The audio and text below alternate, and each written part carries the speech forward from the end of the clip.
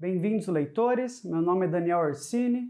Hora de pegar aquele café que está de bobeira na casa, que você não sabe quem fez, muito menos quando foi feito, e vamos falar de livro. A resenha de hoje é de Sempre Vivemos no Castelo, da americana Shirley Jackson. Essa é uma autora geralmente associada a livros com uma temática sombria.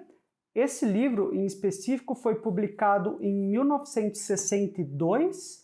A edição que eu li é da Suma, com tradução da Deborah Landsberg. As personagens principais de Sempre Vivemos no Castelo são duas irmãs que vivem solitariamente em uma casa afastada da cidade, onde também vive o tio delas. Esse tio ele tem problemas de memória, alguns problemas respiratórios e também problemas de locomoção. Essas irmãs são reclusas, não gostam muito do pessoal da cidade e o pessoal da cidade gosta menos ainda delas. E dentro dessa bolha de isolamento, os três, as irmãs e o tio, vivem uma vida cheia de manias e idiosincrasias. Paira também sobre essa pequena família algum acontecimento funesto passado que eles parecem evitar falar a respeito. Olha, esse é um livro esquisito. Ele é bem esquisito. Mas você vai se acostumando e no final se sente em casa. E eu acho que essa é exatamente a sensação que o livro quer causar mesmo. Esse estranhamento, essa esquisitice,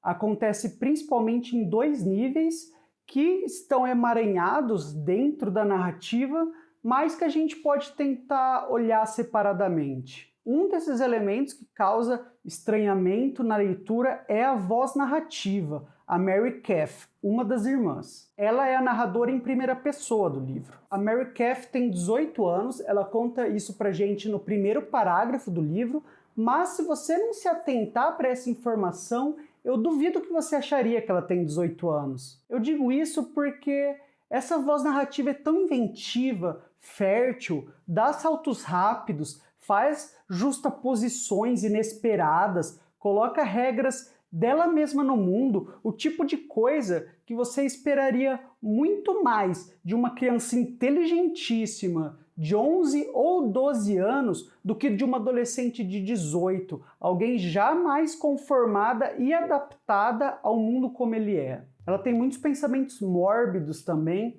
Não é raro ela olhar para alguém de quem ela não gosta e começar a pensar que ela quer que essa pessoa morra ou algo assim, mas não só de uma forma abstrata, que nem uma criança pensando, nossa, eu queria que aquela pessoa morresse. Não, ela pensa detalhes, imagina a pessoa caída no chão, sangrando, que caiu e bateu a cabeça e morreu.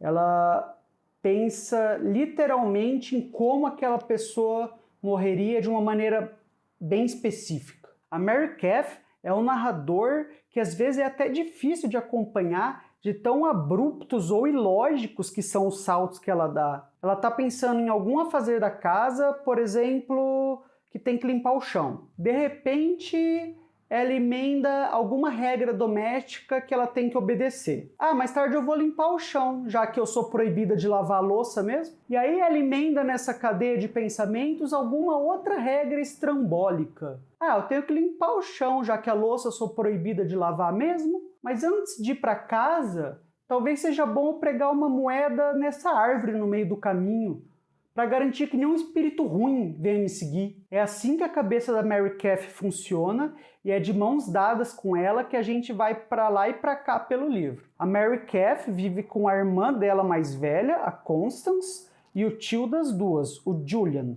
E o convívio familiar dos três é o segundo eixo de estranhamento do livro. A Constance, como eu falei, é a irmã mais velha, ela tem 28 anos e é ela que cuida das tarefas domésticas, ela que cozinha, ela que mantém a casa em ordem e também ela que cuida do tio Julian, que é muito debilitado. Os três eles vivem em quase completo isolamento. E eles têm muitas e muitas regras não convencionais de convivência e que são difíceis de entender e de decifrar. A gente vê essas regras em funcionamento entre eles, mas a gente não tem acesso ao mesmo tempo ao manual de instruções, digamos. E isso é algo de que eu gosto muito, você vê algo muito complexo em funcionamento e não entender, não ser levado pela mão e explicado cada passo. Como eu falei, as irmãs Blackwood, elas são bem reclusas e, pela própria definição de reclusas, elas recebem pouquíssimas visitas. Uma das exceções é uma mulher da cidade ao lado, chamada Ellen Clark, que vem visitá-las semanalmente para tomar chá e ver como elas estão, se está tudo bem. Ela é uma mulher que, é raro eu falar isso, que eu gosto de um personagem como pessoa, mas eu gostei da Ellen Clark, ela parece alguém realmente bem intencionada, assim, de coração, de alguma forma.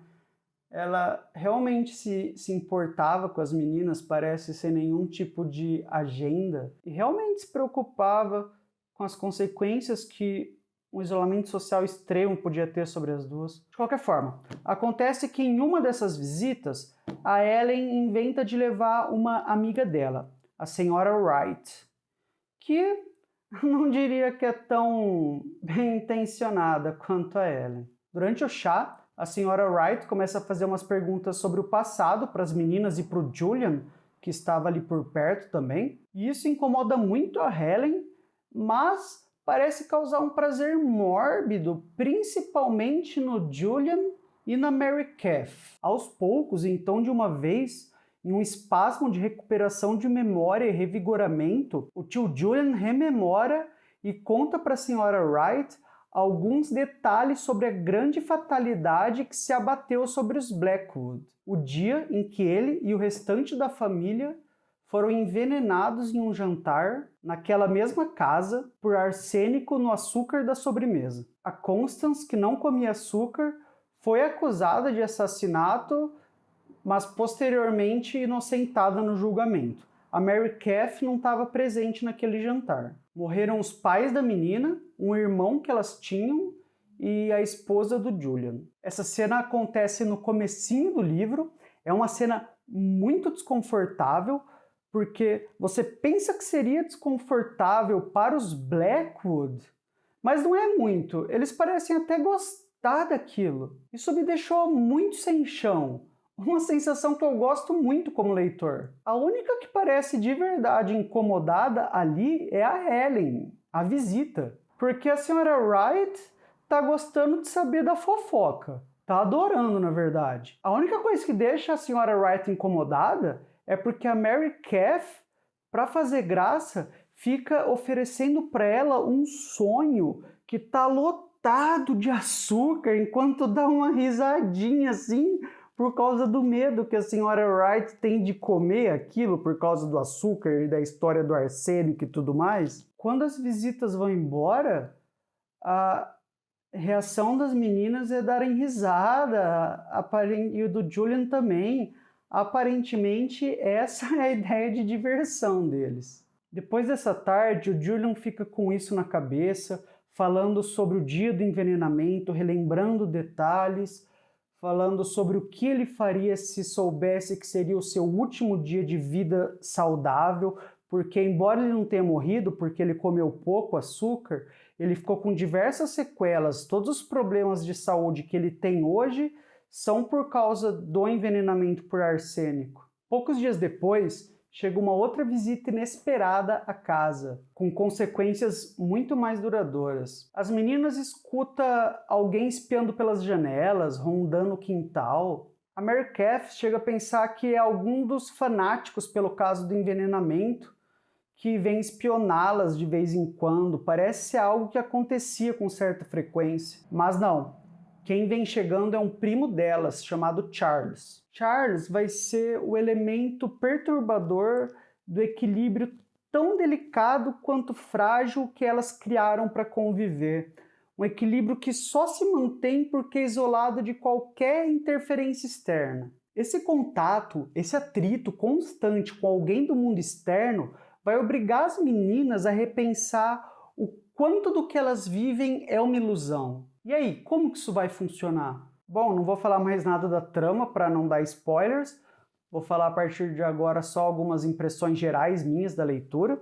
Tem uma sensação muito interessante que esse livro passa, que é a de ser imprensado por 2 apocalipses. Logo na segunda página do livro, a Mary Cath faz menção a algum evento trágico que as espera no futuro. Ela fala de uns livros que ela esqueceu de devolver na biblioteca e pensa se pegaria outros se soubesse que esses seriam os últimos, os que ficariam para sempre em suas prateleiras. Frases com esse tom se repetirão pela narrativa, sempre nos lembrando que algo catastrófico nos aguarda. Por outro lado, como eu falei, logo no começo do livro, o Julian recorda-se do envenenamento por arsênico no jantar e não esquece mais. E também não deixa a gente esquecer. Depois daquele dia do chá com a senhora Wright e a Helen, ele fica sempre repetindo detalhes aqui e ali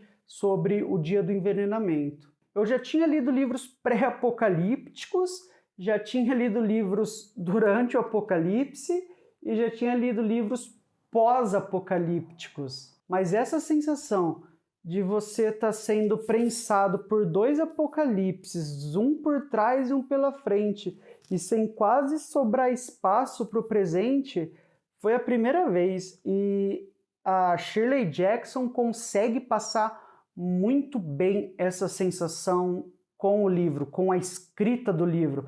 Ela não só fala para você, olha, tem coisa ruim no passado e tem coisa ruim pela frente, beleza? Não, você sente isso enquanto lê o livro. E ainda falando sobre a escrita, o estilo da Shirley Jackson em Sempre Vivemos no Castelo é muito criativo, é tecnicamente brilhante. Você não fica totalmente à vontade com as situações, se sente sem chão, sente muito estranhamento, mas ao mesmo tempo, e aí que vem o inesperado, você se sente muito cúmplice das personagens. E essa cumplicidade cresce ao longo do livro até que, no final, você está quase se sentindo mais um habitante do castelo, digamos assim, do que alguém do mundo externo. Isso acontece porque nós somos praticamente levados pela mão de Mary Cath ao longo do livro. A gente se sente amigo dela, eu me senti amigo de Mary Cath ao longo do livro. E aí a Shirley Jackson consegue criar, através da técnica, através da linguagem, essa sobreposição de estranhamento e cumplicidade ao mesmo tempo, que são coisas que podem ser contraditórias, e aí elas estão acontecendo ao mesmo tempo. Poxa, não é fácil fazer isso, sabe? E a Shirley Jackson consegue fazer isso no livro. Eu acho que era isso que eu tinha para falar do livro. Eu gostei muito, eu achei genial. Sempre Vivemos no Castelo é o tipo de livro que eu gosto. Eu gosto de narradores diferentes, criativos, personagens esquisitos, mas ao mesmo tempo muito verossímeis. Eu gosto muito de, ao longo da minha leitura, sentir um assombro, ficar sem pé, não saber muito para que lado a coisa vai. Esse é o segundo livro que eu leio da Shirley Jackson e ela tem se tornado uma das minhas escritoras favoritas. Ela é fantástica. Bom, é isso. Não se esqueçam de curtir o vídeo. Se vocês gostaram ou não do vídeo, podem comentar aí. Ou se vocês já leram o livro e também querem fazer algum comentário.